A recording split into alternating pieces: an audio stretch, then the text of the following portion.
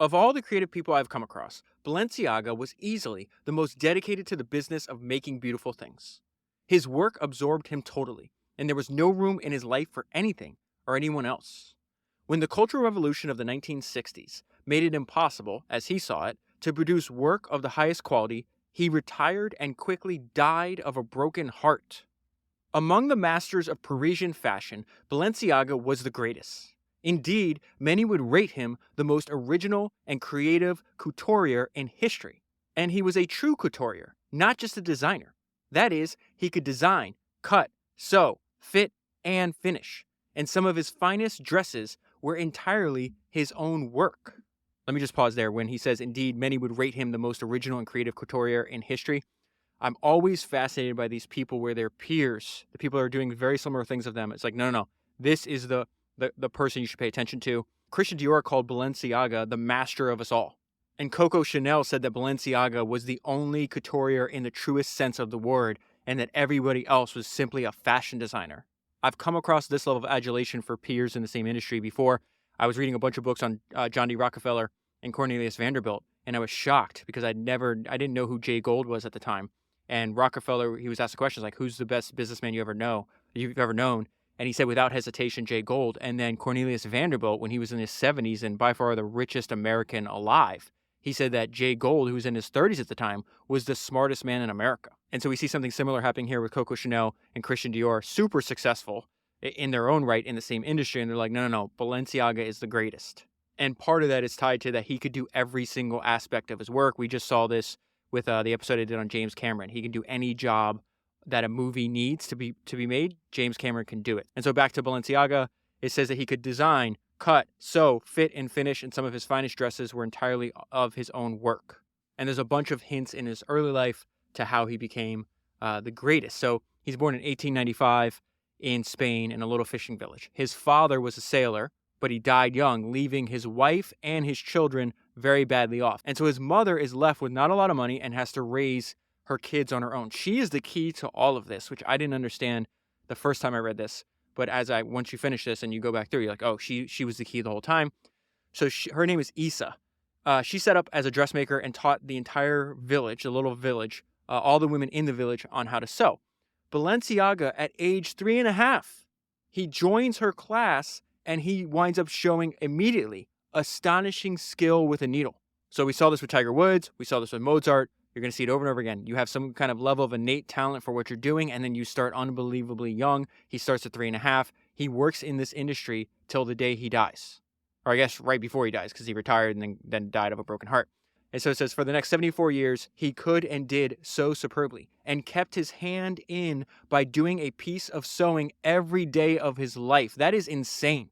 Sewing every day for 74 years. I've never even heard of anything like that. Reminded me of what Paul Graham said in his essay on episode 314. One of my favorite lines in that essay, he said that being prolific is underrated. In fact, I said this in the Picasso episode. So if you haven't listened to the Walt Disney Picasso episode, that is episode 310. That is based on the same book that I'm reading from and going over with you now. This is about Balenciaga and Dior.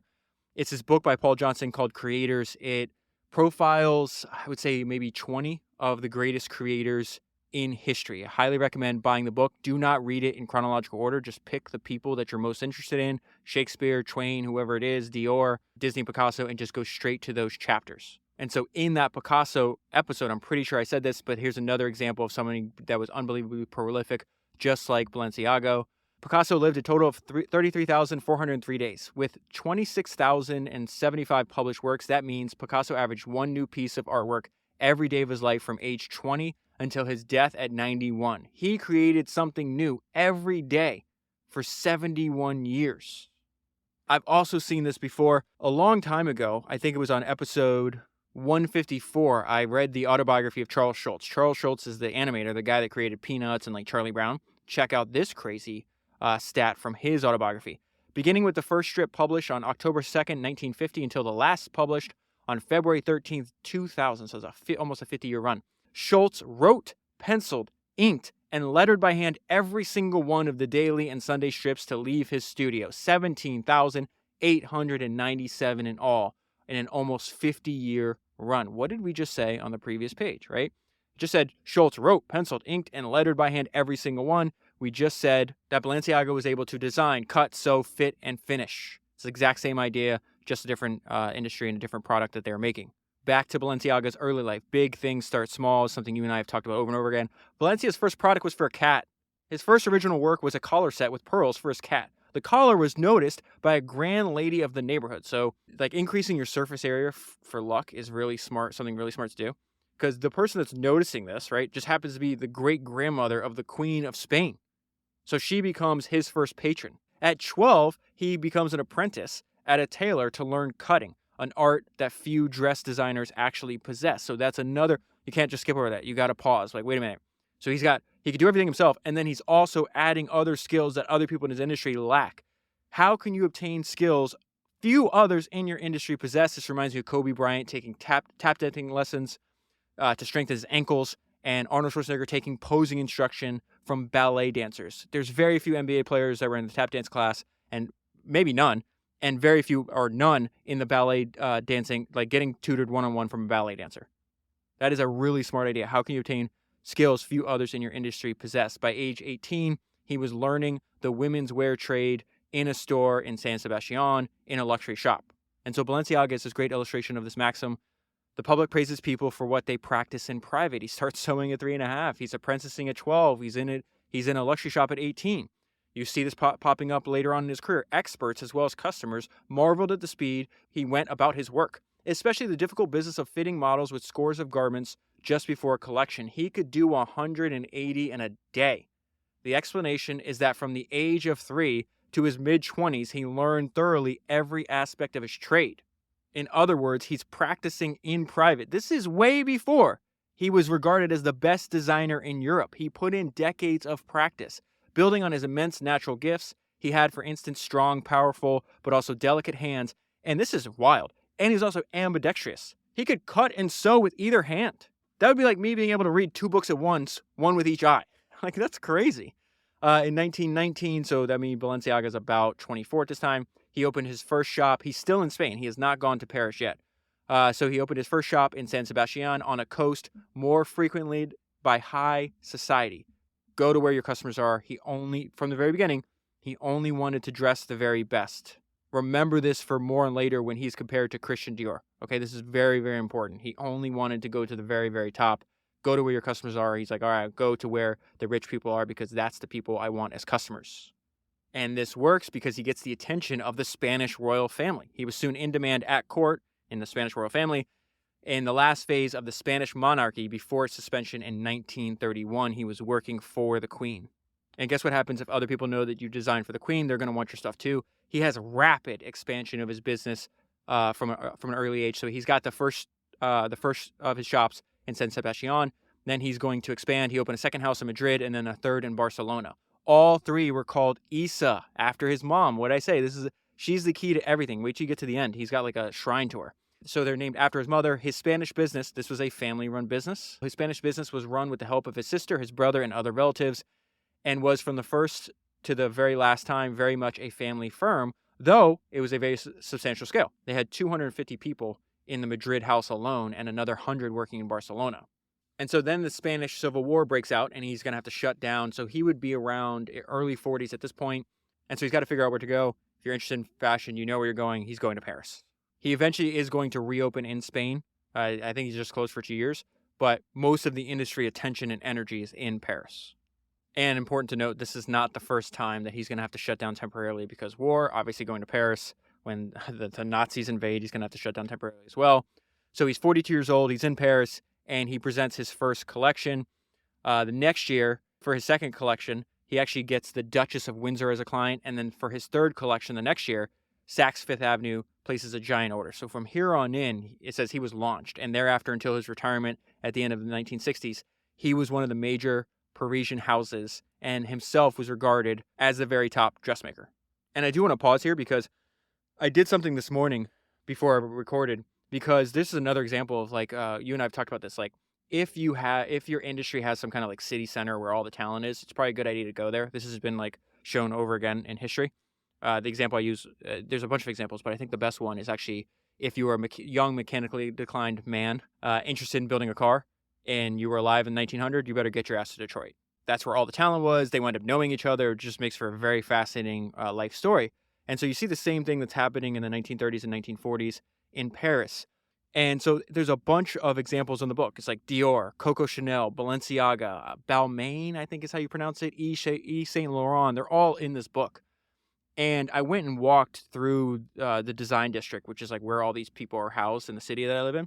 And one, I thought it was interesting that a lot of these brands are still alive, 80 years later or whatever the case is. But when I think of Balenciaga now, I think of like, it's kind of like loud, trendy, my opinion, very ugly.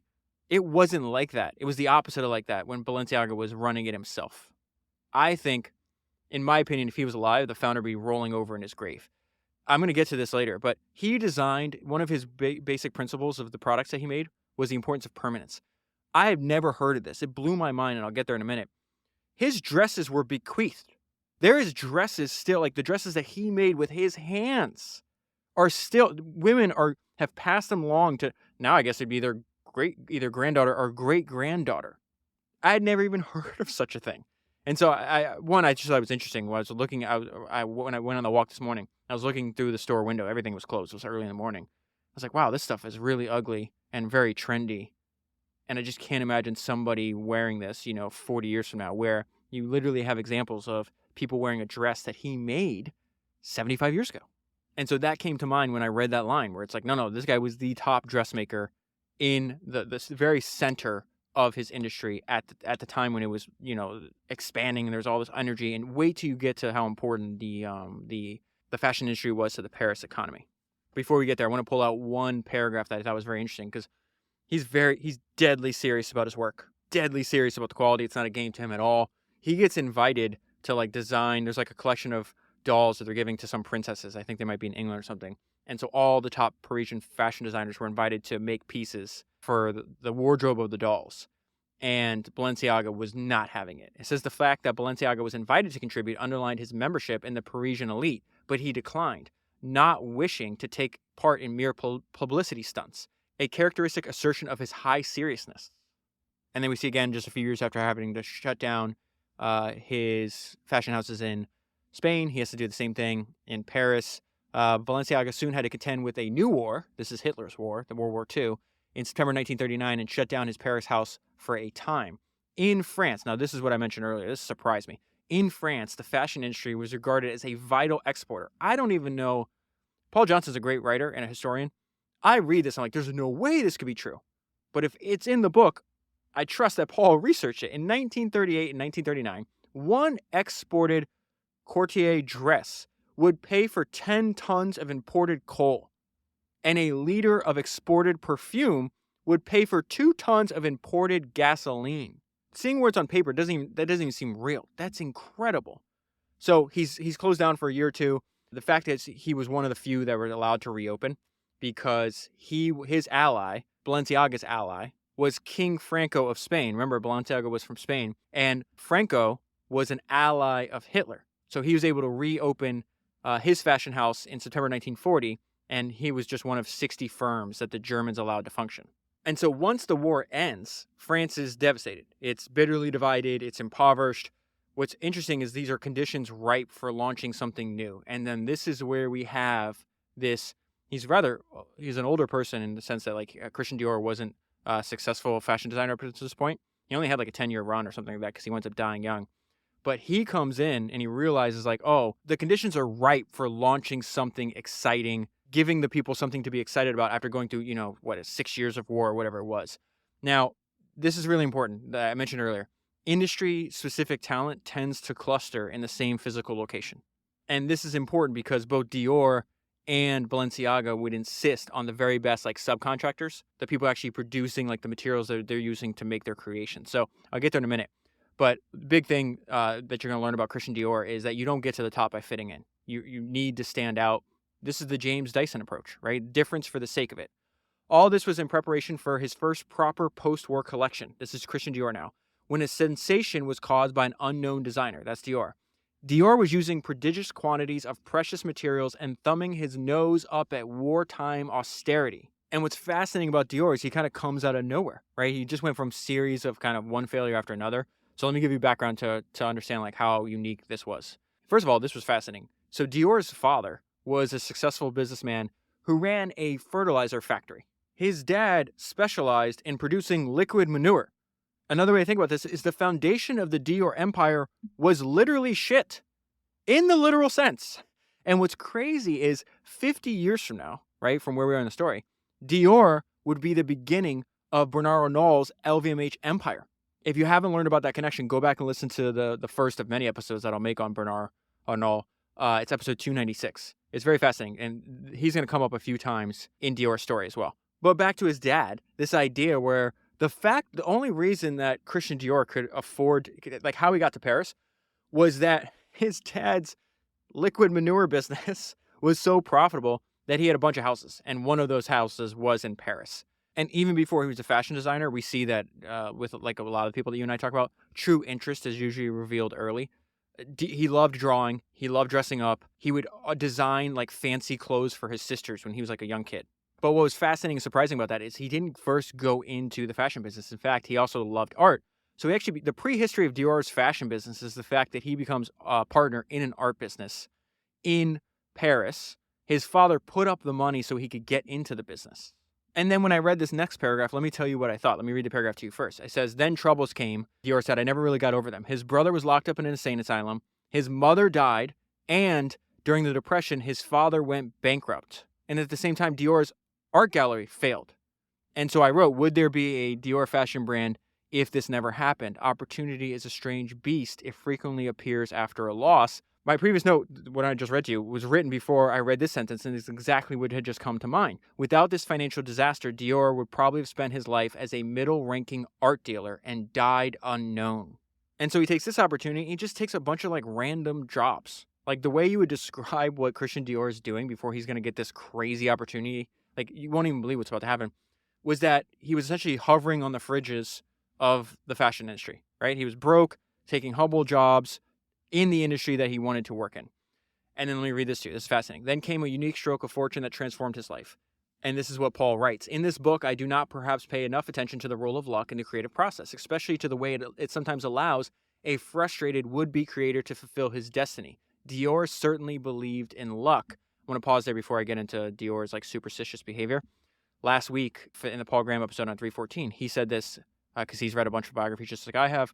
When you read biographies of people who've done great work, it's remarkable how much luck is involved. They discover what to work on as a result of a chance meeting or by reading a book they happen to pick up. So you need to make yourself a big target for luck, and the way you do that is to be curious. This is exactly what's about to happen to Christian Dior. So let's go back to this idea that Dior certainly believed in luck. He would go and he just believed in fortune tellers.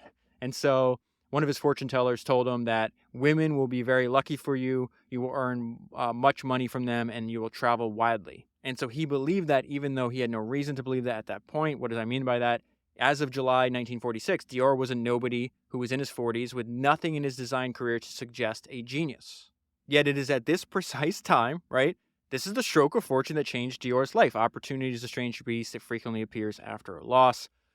So he gets this meeting. In this month, he meets Marcel Boussac. Now, the crazy thing is, this is the business. Boussac's business is the business that a young Bernard Arnault buys. I think he's like 35 years old at the time.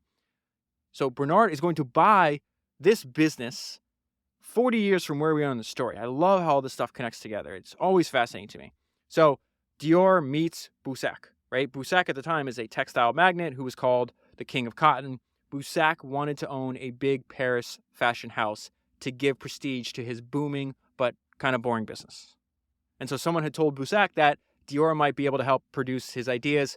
That's the reason for the meeting. Now, this is wild. Think about how courageous Dior had to be at this point, right? And this is what Dior responds to him. I am not interested in managing a clothing factory. What you need and what I would like to run is a craftsman workshop in which we recruit the very best people in the trade to reestablish in Paris a salon for the greatest luxury and the highest standards of workmanship. It will cost a great deal of money and entail much risk. Now, this is fascinating because if you stop and think what's happening, you need to know who you're talking to. For some people, a slight minority of humans, they're not trying to go to the easiest route for life. They want to go for great. And so this idea where it's just like, oh, what you really want is we're going to hire the best craftsman in the world. We're going to reestablish Paris as a salon for the greatest luxury and the highest standards of workmanship. And by the way, Boussac, it's going to cost you a great deal of money and entail much risk. Most people would run away from that. Boussac runs towards it and to an astonishing degree, which I'll get to in a minute. But I couldn't help but think, I've seen this before, where it's like, okay, a few weeks ago I did the episode on Mark Twain. One of the things that Mark Twain wanted to see when he was a young man, he was going west across the United States, or I guess it wasn't even the United States back then, or at least large parts of where he was covering wasn't yet part of the United States, I guess is the way to put it. And so he was fascinated by this new thing called the Pony Express. Pony Express, right, when they delivered mail rapidly, way faster than anyone else could. And so when they want to attract the right kind of risk-taking people, you see that in how you present this to them. Just like Dior presented this to Boussac, this is what the founder, the entrepreneur of Pony Express said. This is the ad for that. Wanted, young, skinny, wiry fellows not over 18, must be expert riders, horse riders, willing to risk death daily, orphans preferred. What was the result? Hundreds of adventure-seeking young men actually responded to that ad. Go back even further in the founder's archives. I did an episode on Ernest Shackleton, the famous polar explorer, right? He has a world-famous, they call one of his ad one of the greatest job ads of all time. He said, men wanted for hazardous journey, small wages, bitter cold, long months of complete darkness, constant danger, safe return doubtful, honor and recognition in case of success. There's an element in that into what Dior is pitching Boussac, and this is a response. Boussac liked the idea and offered to set Dior up immediately with an investment of 10 million francs, and this was later increased to 100 million francs. And we see that Dior came out of the gates swinging. Remember what James Dyson said, difference for the sake of it. So it says, Dior doubled the risk of opening a new house with his revolutionary quote-unquote new look, a deliberate and defiant return to the most extravagant use of material. He spat in the face of post-war egalitarianism and said, I want to make the rich feel rich again. His first collection turned out to be the most successful in fashion history. With no expense spared and endless trouble taken, Dior recruited and continued to employ the best people to be found in France, men and women who would die rather than turn out an article which was in the tiniest degree below the best in the world. That is how you win. The success of the house was immediate and prolonged, and the volume of business continued to grow steadily in the 10 years up to Dior's death in 1957, by which time the house employed 1,000 of the finest experts ever gathered together under one roof. They are the Pixar of fashion houses. During this decade, Dior sold over 100,000 dresses made from 16,000 design sketches and using 1,000 miles of fabric. Again, another example that being prolific is underrated. And another thing that being prolific does, it increases your surface area of luck. It's present in, I think, a lot of industries, but it's explicit in the fashion industry. It has to be understood that designers or courtiers never present just one line. They produce a variety of styles in each collection, and though for publicity purposes they stress a particular favorite, they know that in the end, the magazine writers, the big buyers, and above all, the individual customers will decide which is dominant. The sheer volume that they produce, being prolific, increases your surface area of luck. Made me think of Picasso, where, Picasso is one of the most famous artists in history. He produced 26,000 or whatever it was. We only remember a few. And somebody responded to me. They're like, yeah, but most of his stuff was crap. And I go, that's the point. One of the most important ideas that we fundamentally do not understand that is counterintuitive to how our brain naturally works. People don't remember the crap. Another way to think about this is what Paul Graham said in that essay from last week's episode. You can't have a lot of good ideas without also having a lot of bad ones. If you have great ideas, no one will remember the bad ones. Now we go back to Balenciaga. Balenciaga never commented on other designers. Another way to say is Balenciaga focused on his own house, or Jamie Iovine would have said Balenciaga had blinders on. And yet, as successful as Dior was, everybody knew that Balenciaga was a one of one. It says in every other way, now directly comparing Balenciaga and Dior, in every other way, Balenciaga was immeasurably superior. And why? Because Dior could not actually make a dress. He was a designer, as Coco Chanel said, not a courtier. And then Paul Johnson, the author, says this was true of virtually all of the others then and since. And in fact, he encouraged what Dior was doing. Why? Because he's also a very smart businessman. He realizes that more new customers in the Parisian fashion industry is good for everyone in the industry. Balenciaga did not regret the success of the new look. He was a businessman and a very astute one, and he recognized that it had done wonders for the Parisian fashion industry and everyone involved in it. Himself, perhaps most of all, had benefited from the publicity.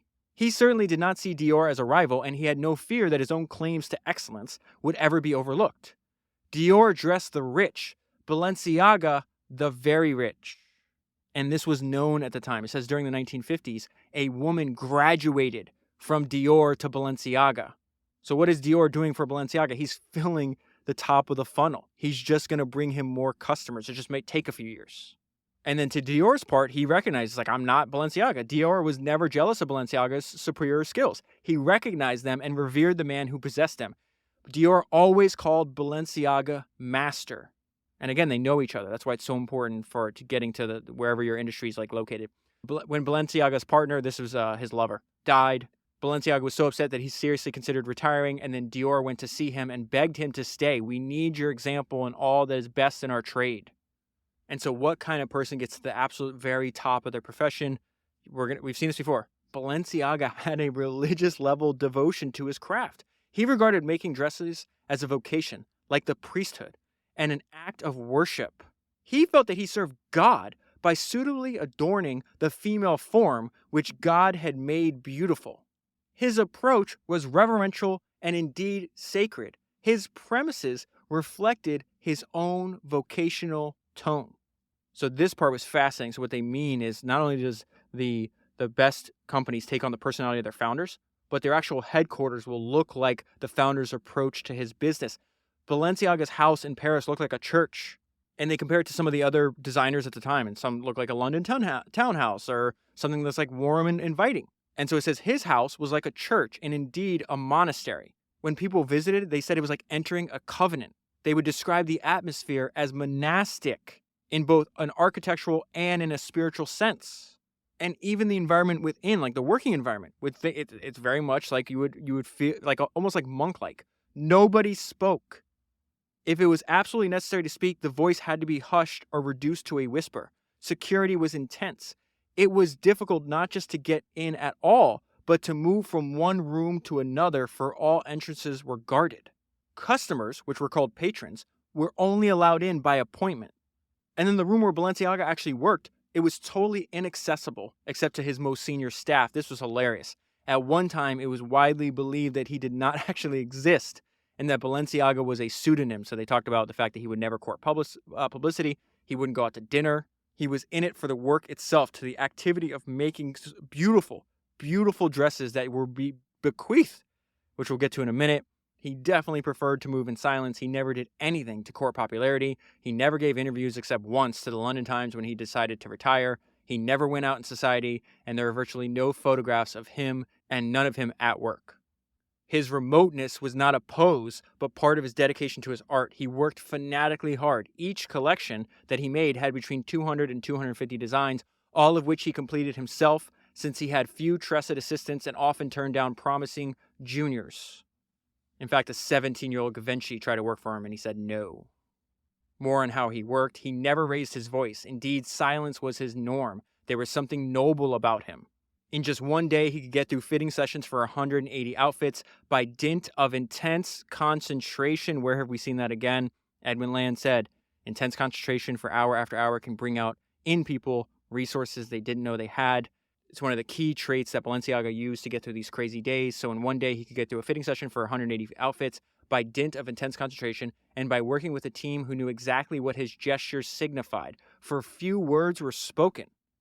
His fundamental principle as a dressmaker, so there's three principles we're going to go over. This is the first one. His fundamental principle as a dressmaker was to make women happy. And this description of what he made shows that he was a true master at work. His clothes were, above all, comfortable to wear. That's incredible, because when I see these designs, I was like, that has to be uncomfortable. So his clothes were, above all, comfortable to wear. An amazing fact, and it was a fact considering their grandeur, their complexity, and the magnificence of their materials. And he had a reason for doing this. This is what he said. Balenciaga argued that if a woman was comfortable in her clothes, she was confident. And if she was confident, she was at her best and wore her clothes with style. He said that some designers put a strain on the client so that she was glad to get out of the dress at the end of the evening. He wanted his clients to be reluctant to part with their clothes, which had become an integral part of their body, a second skin. Listen to how he talks. This reminded me of Enzo Ferrari, is the first person that put this idea in my mind. You can tell when people really have soul in the game, is because they'll describe their products the way you would describe your lover. He wants you to not want to take off your dress. He wants it to become an integral part of your body. He wants it to be a second skin. This is not normal language that people usually associate with products, right? Inanimate products. It's incredible. His second principle was permanence. While Dior made changes twice a year, Balenciaga was always fundamentally the same, especially in his splendid evening dresses, which were his specialty. And this is what I meant about blowing my mind, right? A woman could buy one of them as an investment because properly looked after, it would last forever. In 2003, I saw a young woman of 18 wearing a superb dress. Is that not a Balenciaga? I asked. Yes, she said. It belonged to my grandmother. Balenciaga wanted his dresses to be bequeathed. How many people have ever made a dress that could be bequeathed? A dress worn a quarter of a century after its creator had died. Permanence. He's aiming for permanence. He was impressed by the way dresses, hats, and even accessories in certain old masters remained elegant after hundreds of years, and he constantly got ideas from them. So again, my favorite line in this book is that all creative individuals build on the works of their predecessors. No one creates in a vacuum. Balenciaga took a ton of ideas from past dressmakers, past painters, past artists, and then transformed them and added his own touch to create something new. Balenciaga also would create his own words for his work, right? You don't wear a Balenciaga dress. You present it. That's how he would talk to his patrons, his customers, right? You're not wearing this. This is how you present. This is the proper way to wear it, right? What we would use wear, but he would say, this is the proper way to present it. Third principle, right? World-class products are going to contain world-class ingredients. This applies to your company too. Great companies are full of great people, right? Balenciaga's third principle was the central importance of material in his designs. Textile and lace manufacturers, embroiderers, and specialists lined up for appointments to see him and often collaborated with him to produce completely new complex materials. And because he could do everything himself, that's allowed him to recognize a true genius, somebody who's way better at that activity than he is. He could dye himself and often did. His skill at embroidery enabled him to pick out the occasional genius. To him, a first-class textile creator was an equal. He patronized the best embroiderers in the world. That's something Steve Jobs would do. There are no shortcuts around quality, and quality starts with people. It's one of my favorite Steve Jobs quotes. How do you know that somebody has soul in the game? This is how you could tell, and this is how you could tell somebody's doing their life's work. He's making it and not even telling people that he did it. He often sewed to keep his hand in. And for every collection he designed, cut, sewed, and finished entirely himself a little black dress, usually of silk, sold like the others but never identified as his. He had that compulsion to create. And this is one of my favorite paragraphs about Balenciaga. The essence of his, let me back up. This is handmade craftsmanship, right? The essence of his creation was the work of human hands, bringing into existence the images projected on paper from his powerful and inventive brain. The archives of his company survive intact, and they reveal the extent to which everything was done by hand. The exact sums paid by his celebrated clients, dates for fittings and deliveries, all entered in fine pen and ink, materials supplied in detail, and the prices paid, and countless pieces of paper showing the process whereby each garment was created in ink and pencil and crayon, with pieces of the material used pinned on by the master sketcher. A lost world of agile, tireless fingers before the computer or even the typewriter took over. I want to draw the parallel to Enzo Ferrari yet again. When he first launched his cars in America, this is what was said about them. Nothing like a Ferrari had ever graced American roads. They were cars built by Italian artisans, every detail down to the steering wheel, handcrafted using some of the same methods used to make Roman suits of armor and the royal carriages of ancient kingdoms. And the result of this 70-year career, he's wealthy. He's rich. He's got houses in Paris, in Madrid, in Barcelona, in Basque. But the way he designed his main residence, there's a line in there that stuck out to me that I realized his mom was key to all of this. Remember, she teaches him how to sew at 3.5 years old. The centerpiece of that house was a vast antique wall table with his mother's old Singer sewing machine in a solitary state beneath a vast and fearsomely realistic crucifix. And then the 1960s come. Everybody goes to like trendy new designs. He found the word trendy abhorrent. He's going for permanence.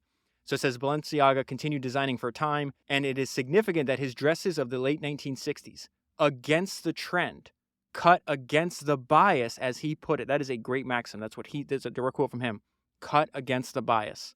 Cut against the bias is a great maxim.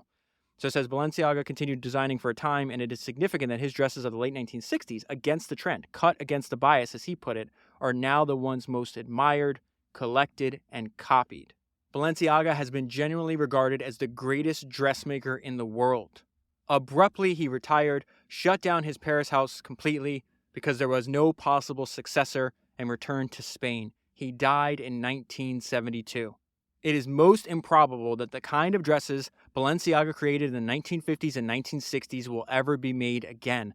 They are indeed museum pieces to inspire women, or among the fortunate descendants of his clients, heirlooms to be treasured and on grand occasions flaunted. What an ending. For the full story, highly recommend buying the book. If you buy the book using the link below, you'll be supporting the podcast at the same time. I would not recommend reading it in chronological order, like I said before. Go through the table of contents, find the people you're most interested in, and read that chapter. It's the perfect book to jump around in. That is 315 books down, 1,000 to go, and I'll talk to you again soon.